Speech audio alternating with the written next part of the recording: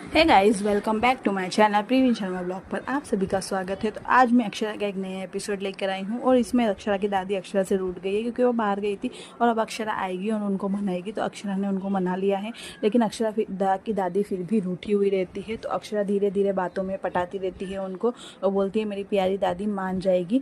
तो फिर उनके लिए जो वो लड्डू लाई थी वो बताती है और अक्षरा की दादी बहुत खुश हो जाती है और दोनों दादी पोती की होती रहती है बातें और धनिया और गोपी दादी देख रहे होते हैं उन्हीं को। तो इतने में अक्षरा की माँ भी आ जाती है और अक्षरा की माँ बोलती है अक्षरा तुम सुबह से कहाँ थी, तुम्हारी हंसी ठिठोली में ही पूरा दिन निकल जाता है, तुम घर का कुछ काम सीखो ये वो। अक्षरा की माँ अक्षरा को समझाती रहती है।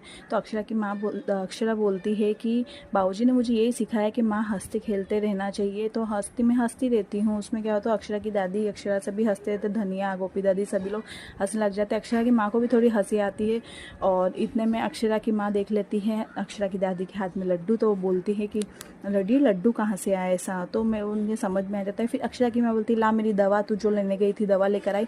तो अक्षरा और अक्षरा की दादी एक दूसरे को देखने लग जाते हैं और उन्हें एकदम याद आता है कि हाँ माँ ने दवाई मंगवाई थी। तो अक्षरा की दादी अक्षरा को बोलती है कि मतलब इशारों से बोलती है कि तू लाई या नहीं लाई ऐसा, वरना माँ गुस्सा हो जाएगी। तो ये सब बातें इनकी चलती रहती हैं।